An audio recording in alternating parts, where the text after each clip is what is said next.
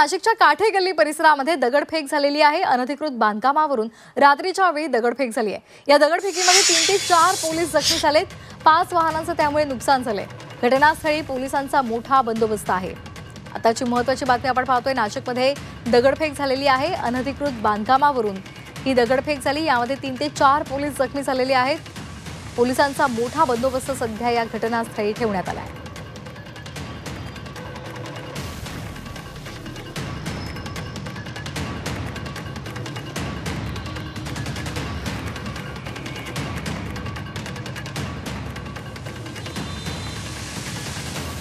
या संदर्भात अधिक माहिती देत आहेत आमचे प्रतिनिधी सागर गायकवाड। सागर, काल दगडफेक झाली, आता पोलिसांचा बंदोबस्त आहे, कशा पद्धतीची परिस्थिती पाहायला मिळते?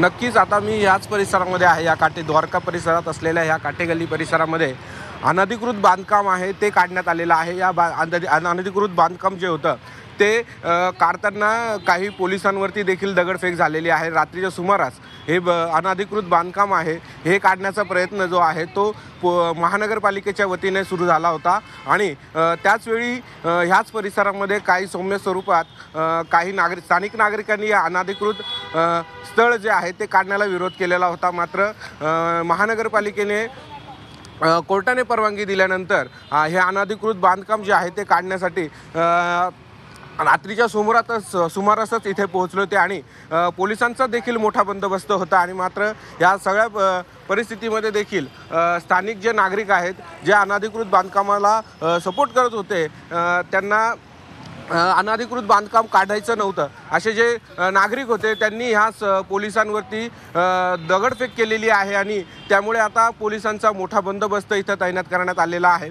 इथे जर दृश्यांमध्ये जर बघितलं तर पोलिसांचा जो मोठा बंदोबस्त तैनात केलेला आहे आणि ज्या ठिकाणी अनधिकृत बांधकाम आहे त्या ठिकाणी देखील पोलिसांचा मोठा बंदोबस्त आहे।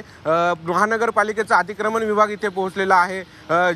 JCB असेल किंवा अन्य कर्मचारी असेल हे देखील या ठिकाणी आता पोहोचलेले आहेत आणि आता पोलिसांचा इथे बंदोबस्त तैनात केलेला आहे आणि अनधिकृत बांधकाम जे आहेत ते तोडण्याचं काम जे आहे ते सुरू झालेलं आहे। आणि आता ह्याच ठिकाणी जर बघितलं तर पोलीस जे आहेत हे ह्या सगळ्या गोष्टींवरती लक्ष ठेवून आहेत आणि जो रहदारीचा जो रस्ता आहे तो बंद करण्यात आलेला आहे आणि जो दुसऱ्या बाजूचा रस्ता आहे त्या ठिकाणी देखील पोलिसांचा मोठा बंदोबस्त तैनात करण्यात आलेला आहे।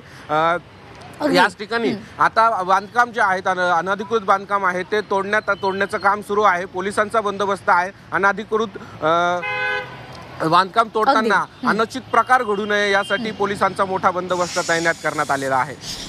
धन्यवाद सागर दिलेल्या सविस्तर माहितीसाठी। तर नाशिकच्या काठे गल्ली परिसरातली ही दृश्य आपण पाहिली। काल इथे दगडफेक झाली आणि यामध्ये 3 ते 4 पोलीस जखमी झालेले होते।